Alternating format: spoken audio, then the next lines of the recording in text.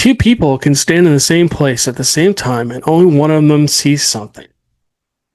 So the question isn't always what people see, it's why some people notice more than others.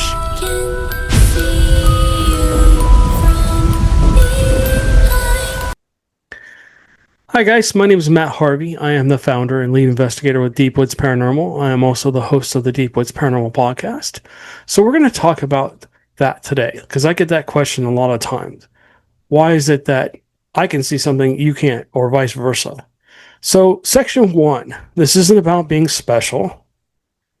Number 2, the brain has filters reality. How the brain filters reality, 3, environmental changes and perception. 4, life experiences that change awareness. 5, why children and animals notice things first. 6, skeptics versus experiencers. 7, how does the paranormal respond to awareness?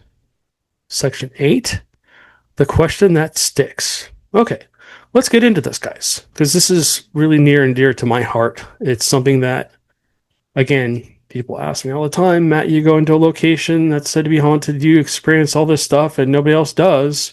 Why is that?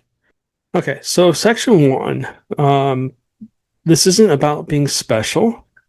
It's not gifted versus ungifted. It's not awareness versus filtered. Some people just don't see because they're not, not because they're not special. It's because other people pay more attention. I've noticed that I'm very aware of my surroundings and what's going on. Even with my hearing loss, I still hear things, see things, feel things, experience things that others don't. I don't know why that is. I've never had a bad experience growing up, but I did experience ghosts all the time. My family was very loving and stuff like that. Never had any bad experiences with my parents or anything. Not exactly sure why I was chosen to see things. I have had some close calls with life where I've almost expired a few times, actually more than a few. And, I feel like and I don't want to bring religion into this, but I am closer to God than, a lot of people. I've had a lot of experiences with the paranormal. And we'll get into that here. So I consider myself to be extremely observant. And I noticed when I used to investigate with other people, especially if that was their first time or whatever, they weren't really as focused on what was going on around them as much as I was. Maybe I just got used to being around ghosts or whatever you want to call them. Some people just call them straight up demons. Some people just say that, they're not real. Some people say they're a figment of your imagination, whatever. I don't know why. I can't tell you that. My explanation is basically that I think that I'm just more aware of what's going on around me. Maybe I'm more open to it, and we'll get into that again here down the line here. But anyways, like I said, I think my awareness and maybe because I know that they're real and that I know that there's something going on, I've kind of picked up on, I grew up with them. So maybe because I've been around them so long, I've developed an awareness to them, if you will. Their energy, if you will, and they know me as well. So again, we'll get into that kind of talking down here later on, but how the brain filters reality. And I think this is a big one, to be honest with you, because our brain waves, we're just energy, if you think about it. So our brain's just basically like a big supercomputer, right? It's just a computer that's packed into the side of our head that controls everything we do. Controls our motion, our ability to talk, and stuff like that, our interactions. Believe it or not, we pull energy off the earth and out of the atmosphere as well. We react to other people's energies and stuff like that. And as I've always said, I think just ghosts are just some kind of energy that is out there. I think that they're more of just a leftover energy from that person. Maybe there's some kind of intelligence to it. I know we've been into several places where we've interacted with things, and it's just like, how did it just do that? And how did it say its name? How was it able to communicate with us in that way? And I think it's just some kind of energy. And I think that a lot of the times, if you look at what's happening, look at the devices that we use. They're all, basically recording audio, video, or heat or something like that. It all has to do with energy, right? And I think that the entities that basically are able to manipulate our brain waves and to show us, basically, I've said this before, I think they manipulate our brain waves to show us that they're there. I think they can communicate through us and with us, maybe telepathically. I think that they're able to change the energy in the environment that they're in. I think that they do feed off of our energy because we do give energy out and stuff like that. In fact, Colleen, who I just interviewed, Colleen Collins, she's going to be the next guest on our paranormal podcast that'll come out on Thursday, guys. This is Tuesday, so if you just look for the next episode, 241, she'll be on that. Really amazing person, by the way. Awesome interview with her. Really look forward to talking to her again in the future. But anyways, so yeah, in talking to her, essentially, she says a lot of the same things that my wife says and a lot of other people that we interview. And I really think that it's just basically, as it says, the brain filters threats and patterns. Most people ignore what doesn't fit in their daily survival. The brain actually decides what matters. And I think some of us, if you grew up with ghosts, like, Colleen and I and Amanda and a lot of the people have, you're more open to them. Your brain is like, okay, that's part of my normal now. And so when you go into an environment where there's something, maybe that's, the reason you're able to see things, hear things, feel things, smell things, whatever. You just have to be more open, as Colleen was saying. But anyways, so basically people are missing obvious details, hearing a sound but not registering it, seeing movement but dismissing it instantly.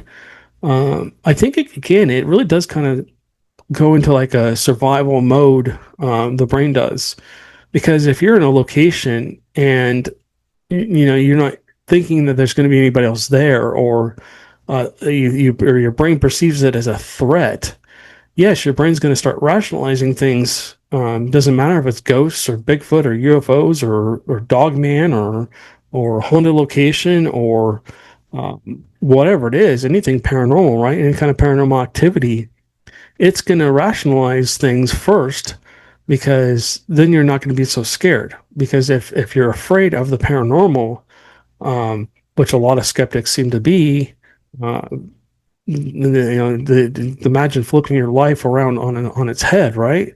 Oh my gosh, it's real. It's kind of a crazy experience. It's happened to me multiple times. Um, it changes your whole perception of everything. It really does. It really changes how you feel. Um, so the question is, what if the paranormal isn't rare? What if the awareness is? That's a question that people ask me. Why? If it's more of an awareness than paranormal. And getting into that, I mean, we can really go down this rabbit hole if you guys want to. I don't think we should really get into it on this podcast because we'll be here for hours. But reality might not be reality. Let's just put it that way. Our perceptions of what really is might not be. I always kind of joke about, maybe we're in the Matrix, or maybe we're on some ship flying through, space somewhere, and we're just in a little pod and we don't even realize that we're just dreaming, right? So, anyways, let's just keep going with this. It's just a little, tidbit for you guys to kind of chew on. Put your information, go down to the comments and leave me a crazy comment. What's your thought on that? Is it perception? Is it reality? Is it awareness? What is your thoughts on that, guys? Let me know. All right. So environmental changes in perception. this does play a big role. When you go into a location, and it doesn't have to be paranormal or anything like that. Let's say you go to a new location. Let's say you're on vacation and you're out somewhere where there's some woods, or maybe there's a old building or something like that you can actually sneak into. And I don't condone sneaking into anywhere without permission or trespassing, but let's say you can legally go into those locations, or maybe there was a battlefield, or maybe there's a cemetery or whatever. I don't care if you're a believer, skeptic, somewhere on the on the fence, whatever. When you guys go into these new locations, your perception changes. Whether you think something's paranormal or not. Maybe you have a Bigfoot encounter. Maybe you have a UFO encounter. Maybe you go into a haunted location for the first time. You're in there and you're skeptic, or maybe you're a believer, and all of a sudden something moves. Your perception just changed, right? You're like, what the heck? And skeptics are going, I'm going to rationalize this. I'm going to try and figure out what this is. For the believers, you're like, oh my gosh, there's a ghost. For the people on the fence, you're like kind of in the middle. You're stuck in the middle. You're going, wait, how did that just happen? You're trying to figure out you're trying to rationalize what just happened, but you're like, wait, maybe it's a ghost. Maybe it's something not. Maybe you see an apparition. And you're like, okay, well, maybe that was just a car going by and reflection of the headlights. Or you're trying to figure out what it is, right? And the skeptics like rationalizing in their brains so much that they're like, maybe it's fear. Maybe they're not afraid of it. Maybe they're just, that can't be real. Maybe it's denial. Maybe it's whatever. And you're basically going, there's no way. It doesn't matter. Some people are just, doesn't matter what experience they have, it will never be paranormal in nature, right? So like I said, maybe you hear a noise, maybe you hear talking, and the skeptic goes, well, there must be somebody in here, right? And the person on the fence is going, yeah, that, okay, maybe that makes sense. And the believer's going, no, it's a ghost, it's a ghost. So, and honestly, you have to be kind of in the middle if you're going to explore the paranormal. You can't be one way or the other. You can't be, skeptic. You can't be believer. You have to be on the fence at all times with all evidence. Otherwise, everything's going to be either never going to be a ghost, no matter how good of evidence you get, or everything will always be a ghost or Bigfoot or a UFO or whatever. You got to be really careful about your evidence, right?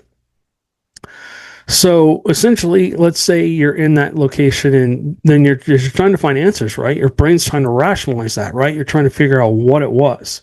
So you need to find rational explanations and eliminate those first. And that's something that we were taught by the TAPS family member team. Figure it out. Find out what it is. Eliminate everything else first before you call it a ghost or a Bigfoot or a UFO. Just, make sure that nobody else can debunk your evidence, right? So, like I said, noises, you have to figure out what that was. You walk through the building, try and figure out, okay, there isn't anybody here. Maybe somebody's, in the back of the building. Maybe that you heard somebody outside. And especially with audio too, because audio recorders are so good at catching audio these days. They can pull noise from everywhere around you. You have to be really careful about when you go through and assume something's an EVP. And if you don't know what an EVP is, it just stands for electronic voice phenomenon. And that's where you record, you go into a location that's said to be haunted, whatever it is, a building, a house, an environment somewhere, and you're recording audio and you ask a question and you leave a silence hoping for an answer, and then ask another question hoping for an answer, and then maybe you play it back and you think you hear a whisper or something like that. Supposedly, ghosts talk under our ability to hear, right? The decibels are lower than what we can hear. So the audio recorders can pick that up and do pick that up. And so you have to go through and figure out what that is. So here's an example for Bigfoot researchers or hunters or whoever, whatever side of the fence you're on, the believer, non-believer. Let's just say you're out hunting, or maybe you're camping, or maybe you're working a night shift somewhere, or maybe you're a security guard, or maybe you work the night shift like I do. Maybe you work at a hospital. Maybe somewhere you're working at night, or maybe the day. Maybe there's nobody at the location you're at, or maybe it goes quiet, like at at hospitals after like 8 o'clock, it goes completely quiet so people can sleep and stuff, right? Maybe you're out in a forest. Maybe you're out there, you get out there early that night, or maybe you decide to camp for the night and you find a good spot. It's secluded, it's away from everything. There's no real civilization around. Maybe you decide to put your tree stand up and you climb up there and you have your gorilla suit on or whatever. You're well blended in, no deer's going to see you. And you're up in your tree and you're watching, and then you start to hear rustling. And you're looking around going, okay, what is that? Right? You're like trying to figure out what that was. And then you hear a tree knock and you're trying to figure out, you've never heard a tree knock before, and so you're like, what the hell, is there another hunter out here? Maybe somebody's shooting in the background, because that's what it kind of sounds like. If it's distant or you've never heard it before, it kind of sounds like, it can sound like a gunshot. And you're like, dang it, that person, that other hunter just beat me to my deer, right? Maybe you hear a scream, and just the god awful scream, or you hear a whoop, and you're like, what the heck was that? I've never heard that noise ever before. I don't know what that is. Um, your perception all of a sudden changes of that forest, right? Maybe, like you said, you're you work at a hospital, maybe a hotel somewhere, and let's just get into the working at a hospital, because I think that's a really good example. A lot of hospitals have a lot of paranormal activity that people don't realize. A lot of energy at hospitals. A lot of things happen in hospitals. A lot of old, residual energy gets left, and sometimes also, unfortunately, there is other energies that get left that are more knowledgeable or able to communicate with us, and they're more they're like they're just like us without the shell, if you will. Anyways, so you're let's just say you're a nurse, and that room that you just cleaned up is empty, there's nobody in there, but all of a sudden you hear a commotion, and you're like, what the heck, there's nobody in there, the door's open, I can see in there, there's nobody there, but it sounds like somebody's walking around and maybe moving, a bed or a piece of equipment in there, and you know that somebody maybe just passed away in that room, right? You walk in there and you're looking around, you're going, okay, you check the bathroom, you're looking around, there's nobody here. You go back down, sit down, and start maybe typing on your tablet or whatever you're doing. And then you hear another commotion. You get back up, you walk back in there, and you're looking around, there's nothing. And then as you're walking out, you hear a voice, hello. And you're like, what? You turn around, there's nobody there. Your perception just changed, right? You're questioning, okay, did I just hear that? What did I just hear? Oh, thanks for the goosebumps, guys. What am I experiencing? Like me right now, I mean, got goosebumps. I do love it when I tell stories. This room is very actively haunted. But anyways, there's a lot of paranormal energy in this room. Anyways, so yeah, I mean, maybe you get the goosebumps. Maybe you walk in there and you get the goosebumps, right? And you're like, what is that? It's not cold in here. It's not hot in here. Maybe you run into a cold spot in a warm area. Maybe you run into a warm spot in a cold area. And you're like, what is this? You just notice changes. And all of a sudden your perception changes, right? Now, all of a sudden you've gone from maybe being a non-believer or being a skeptic to be coming onto the other side. You're more aware of what's going on. I just experienced something, right? So, like I said, the environment changes your perception sometimes. And a place you've been 100 times and never experienced anything, all of a sudden you experience something paranormal. Maybe you see something in the sky. Maybe, unfortunately, you have an abduction, something like that. That's terrifying, but or maybe, unfortunately, something triggers a memory of that, and all of a sudden you're like, oh my gosh, you know what I mean?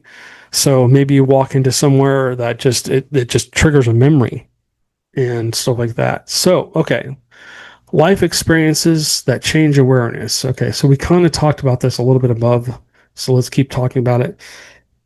Things that can cause this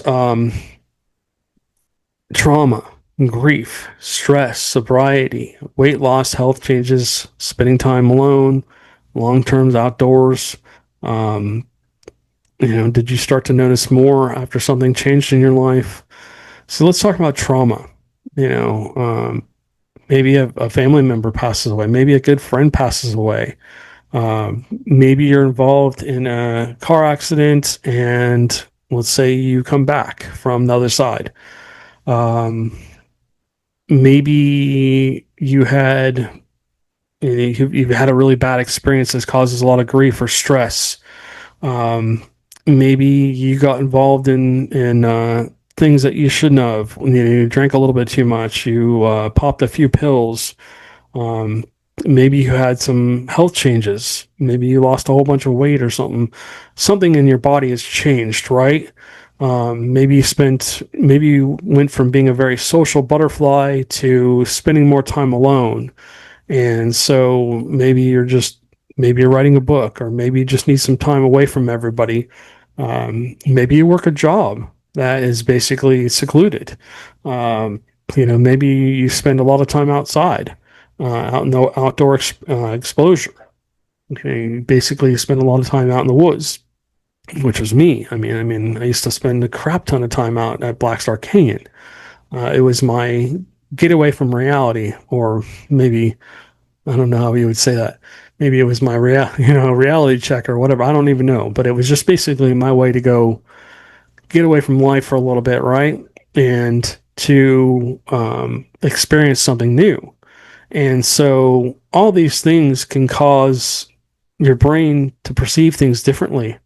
Um, like I said, maybe you lost someone. Maybe you are not open to the paranormal. Maybe you're not a believer.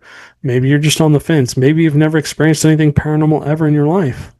Maybe, when you're sleeping at night, and you just lost somebody that you love, all of a sudden they come to you and they say goodbye. And that's a very hard one for me because of my mom. But anyways, um, essentially maybe that happens to you, right? And essentially that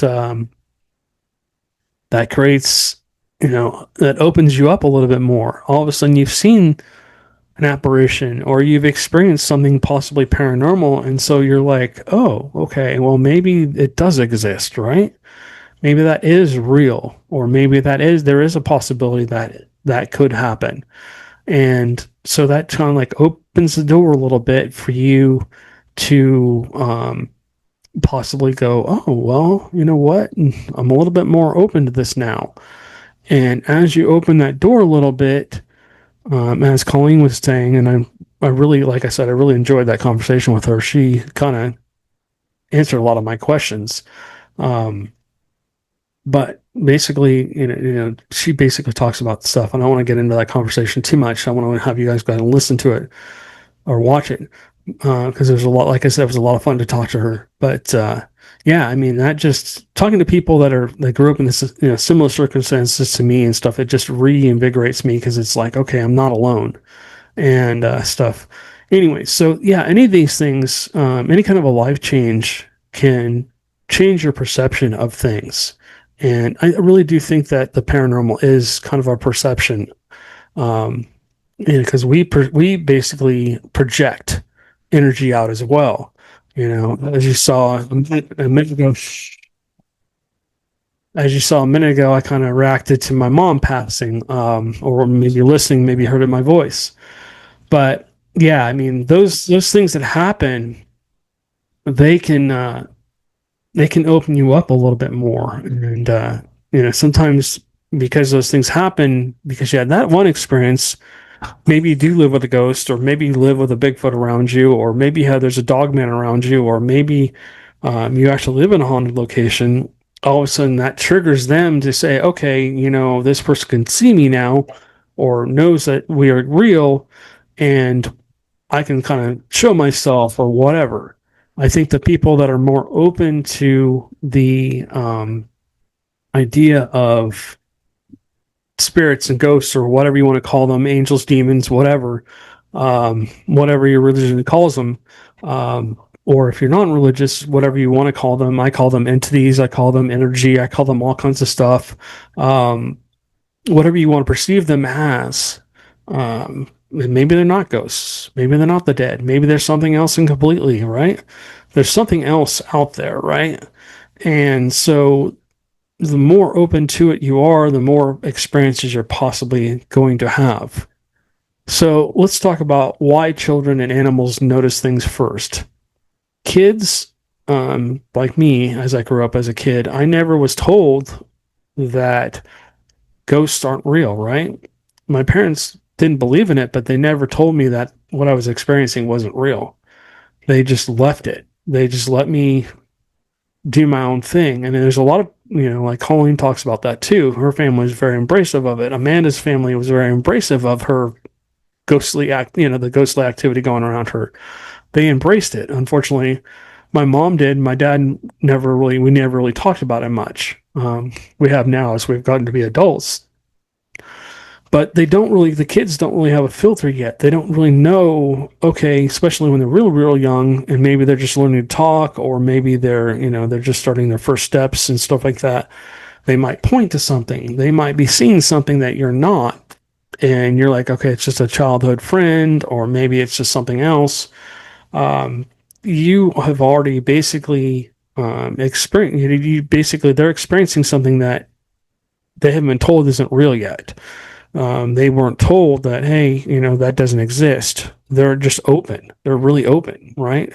They're absorbing everything. They're like a sponge. They're, dogs and animals too. Animals are very perceptive of everything around them. They're perceptive of our energy, of everything going on in the room. They don't really react with logic, right? And most of the time, dogs will respond before maybe humans do. Mainly because number one, they usually can see better than us, they can hear better than us, they can smell better than us. Shorty is extremely our little. He looks like a Doberman, but he's not. He's our black and tan dog. He is extremely perceptive to the paranormal. Mama dog grew up on a Joe's property where there was Bigfoots. And so anytime I play any kind of Bigfoot sound, her ears perk up and she's looking around going, oh crap, where are they? She is very aware of that. She grew up with that. I mean, she's used to the tree knocks. She's used to the screams and the howls and whatever else they did. I mean, she's a paranormal witness in herself. I mean, Shorty, he was only about 3 months old when we rescued him. But he doesn't remember any of that. But he is very perceptive of everything. He's the one that goes out to the back area back there and where the fence is and where the forest is. He sits there and he'll look out there and I don't know what he's seeing. I really don't. Well, I've seen a couple of things sometimes when he barks. Something will move and you can see it move. Like when one was something was down in the culvert that day and he was screaming his head off about it. And I went over there to look at and see what I could see. And the only time I saw was the movement. I just saw a shadow.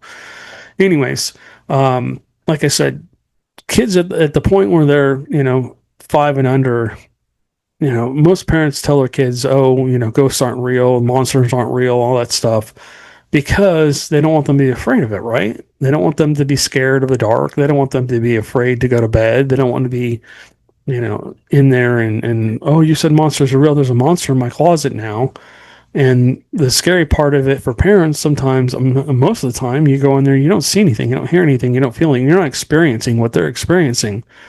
But yet they're experiencing something and they're experiencing something, they want to crawl into bed with you or whatever. They're afraid of whatever's going on. Probably mainly because they don't understand it. And other times because sometimes spirits and ghosts or whatever you want to call them, entities, can be a jerk, if you will, and just like to get a reaction.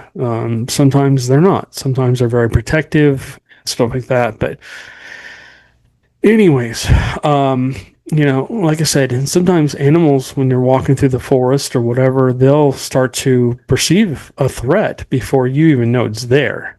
Horses are really good about this. Deer are really good about this. You ever see a deer, you're walking down the path and all of a sudden there's a deer there and they look up and, you see their ears going like this, twitching back and forth. And all of a sudden they're perceiving you and they're like, oh crap, I'm out of here. They're just skedaddle, right? They're gone. They pull a Scooby-Doo.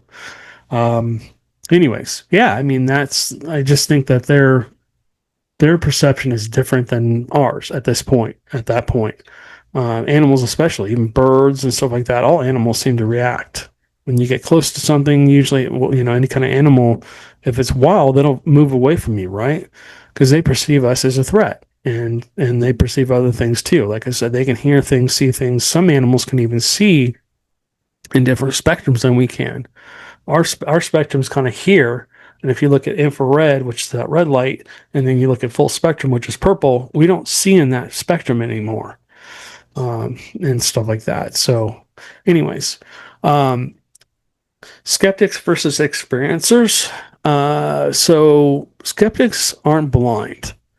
Um, Experiencers aren't gullible. There's just different thresholds for acknowledgement.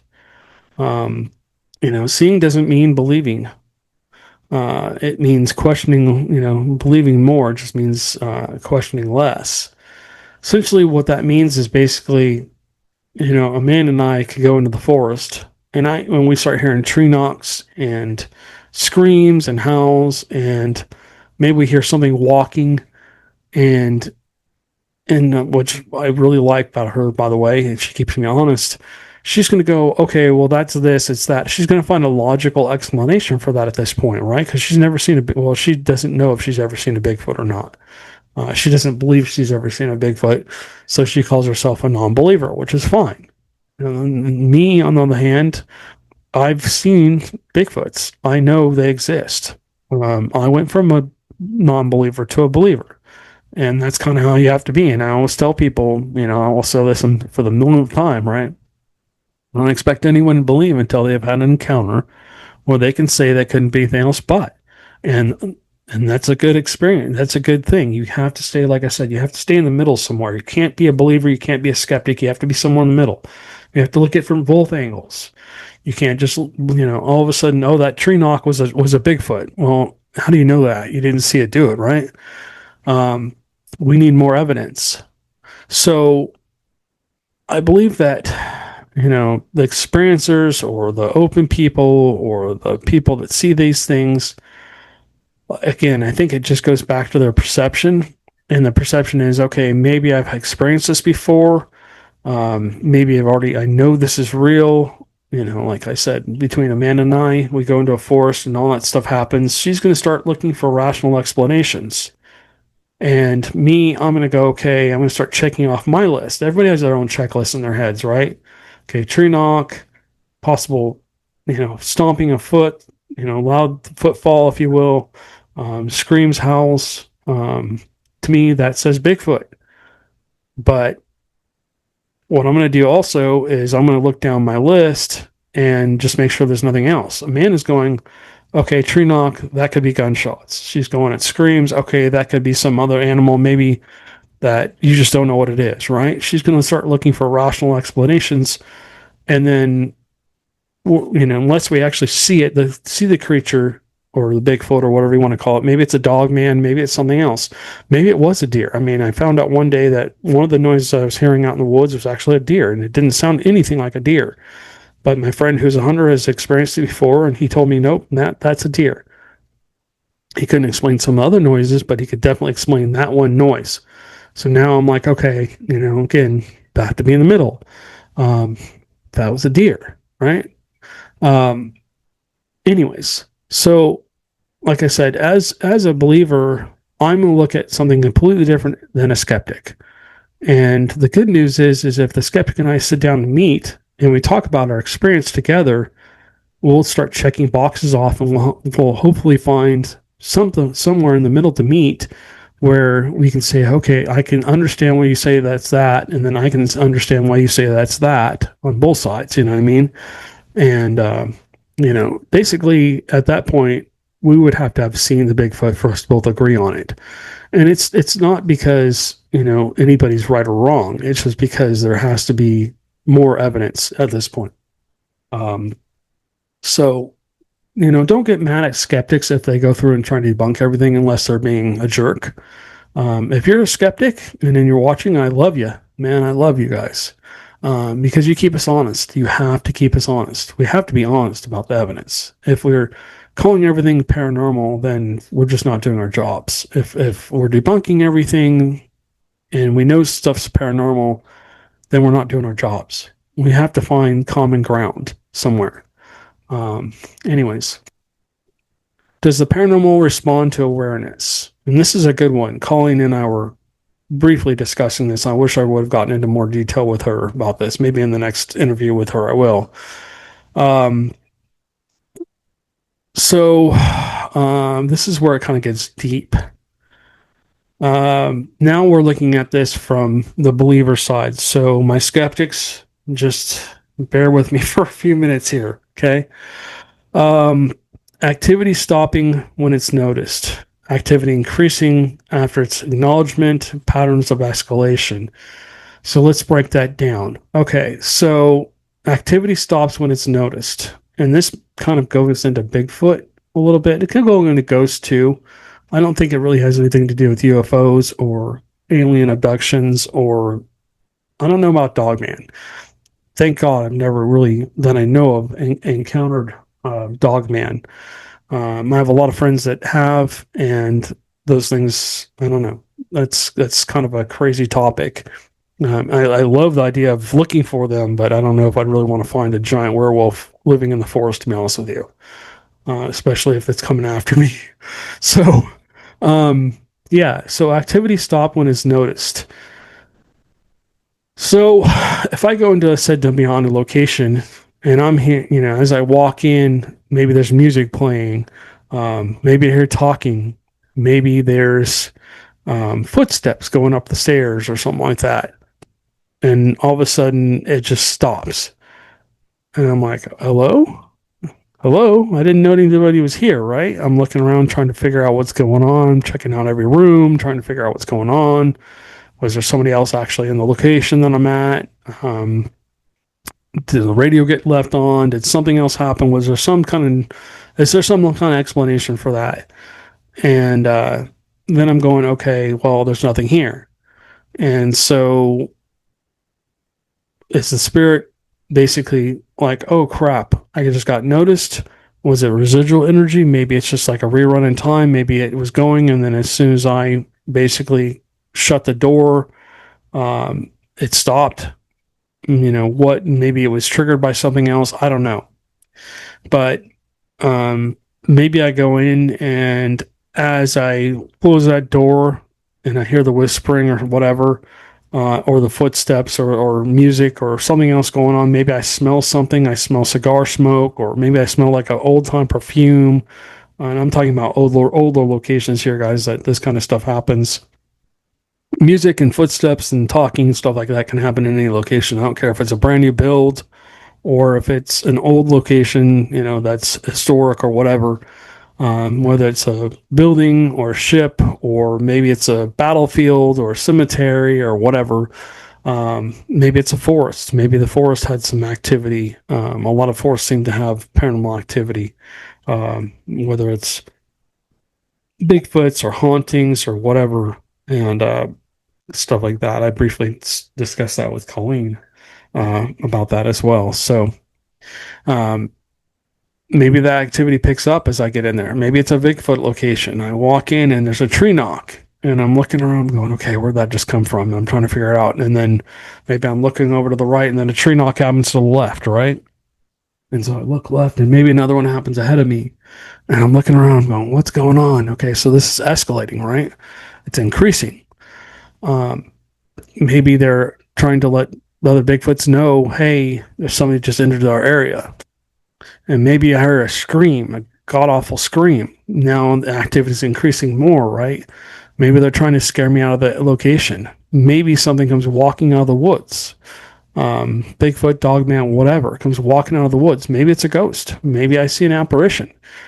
And I'm like, okay, what the heck? Maybe I'm there to investigate ghosts, and I've got a K2 with me, and all of a sudden tree knocks start to happen, and like a Black Star Canyon, I'd use the K2 to communicate with the ghosts and ask them where the Bigfoots were, if they had seen Bigfoots today or whatever.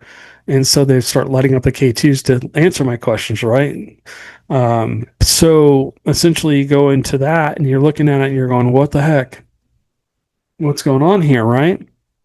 And so things just kind of keep escalating. Maybe all of a sudden I get charged by a Bigfoot. Maybe there's like the sound of a bulldozer basically coming through the forest. You start hearing like trees being snapped off at the base. Maybe you hear something trudging through, something large trudging through the brush. And you're like, okay, time to go. um, you know, maybe you're at a haunted location and a door slams, or maybe you're at, maybe you're looking for a UFO and something comes starts flying towards you and you realize, oh my gosh, that's not a plane or anything. That's an actual flying saucer and it's coming right at me. Maybe, they're coming down to abduct me. I don't know. I'm just putting all kinds of ideas out there, guys, so bear with me. But, basically, my question to you is, do you think that awareness invites attention or exposes it? Uh, in my opinion, yes, I think it does. The more aware you are of your surroundings and the more aware of whatever, what's going on, the more you invite in whatever's going on, be it Bigfoot, be it ghosts, be it possible UFOs, Dogman, haunted location, whatever. If I go in basically looking for trouble, kind of, um, it's going to come to me probably, right? It's kind of like if I went into a bar and I'm looking for somebody to do something for me, and I'm looking kind of shady, and I'm looking for these somebody, to do a job for me. And I sit down at the bar and I ask the bartender, hey, I'm looking for this person, or I'm looking for a guy that can do this. Have you heard anything, right? And, then I go sit at a booth and I'm waiting for this guy, a guy or girl, person, right? Somebody might come to my booth and sit down with me and say, okay, what do you need? Right. And I'm not saying bad or good. I'm just saying maybe I need, maybe I'm looking for somebody. Maybe I'm trying to, solve something. Maybe I'm trying to find, a missing person or whatever. Right. If I put the word out that I'm looking, something's going to come back to me. Right. Very similar in the paranormal field. If I go into a location, I start asking questions, and if I'm smart and I know some of the history of what's going on, and maybe I have some names, maybe I have dates, and I know what happened to the people that live there, and I've talked to the residents, or I've talked to the owners, or I've talked to the people that work there, or whatever. I know certain things that have happened, and I start asking questions. If you look at the Bigfoot side of it, maybe I've done my homework and I know there's been several sightings around this location. I know this happened, that happened. There's a road crossing. Maybe there was some tree knocks heard. Maybe somebody saw something in the forest, right? So I've kind of done my homework, and I've gone on Google Maps and dropped my pins. And okay, I go, this looks like a hot spot, and I go out to the location, and maybe I walk up to a tree with a bat, and I do a tree knock really loud, and all of a sudden I hear one back. There's that's basically, number one, possibly the entity, the paranormal, the ghost or whatever, acknowledging me by coming and communicating with me. Number two, it could also be, Bigfoot or whatever. Maybe I make a scream or something like that, and something screams back. That's an acknowledgement, right? And then basically from there, it just escalates. Maybe I do a tree knock and it does a tree knock back. Maybe I start hearing something walking towards me and I'm trying to record it. Maybe I have a thermal. Maybe I get out on camera, right? Maybe I leave up some trap cams and it comes by and checks out the trap cam or whatever. Anyways, but the more attention I pay to them, anything paranormal, and this goes with people too. If I walk into a room and I'm really focused on one person and I'm like, I want to go I want to talk to that person, but they're talking to other people and I keep kind of looking over there, and they catch me looking at them, they're going to notice that I'm watching them, right? And they're going to kind of try and figure out what I'm doing or if I need something or whatever. So they're going to come back over maybe later on after they're done with the conversation. Hey, what's going on? How can I help you? Or whatever. Or why are you? Maybe they're in a mood. And why are you staring at me, man? You know what I mean? So essentially, it's the same with the paranormal. The more attention I pay to it, the more attention it's going to pay back to me. If I sat in this room, right? I don't even want to say I don't even want to talk about gear, but I brought out a piece of gear, which is one of them is their favorite thing. And I set it down on the desk and I started talking and asking questions and stuff like that. Maybe I'm recording audio, maybe I'm not. If I'm using the ghost box or the spirit box, one of the two, they might try and start talking through the box, or maybe they're going to have a conversation with each other, which seems to happen a lot, and go from there. So the question that sticks in my mind, um, you know, if you did start to see more, would you want to? Comment down below. Oh, hello. I got coldness coming up from behind me, and more goosebumps. Yay. So, anyways, yeah, they love engagement. I'm telling you guys, the paranormal activity loves it when you communicate it with them, when you talk about them and stuff like that. So, anyways,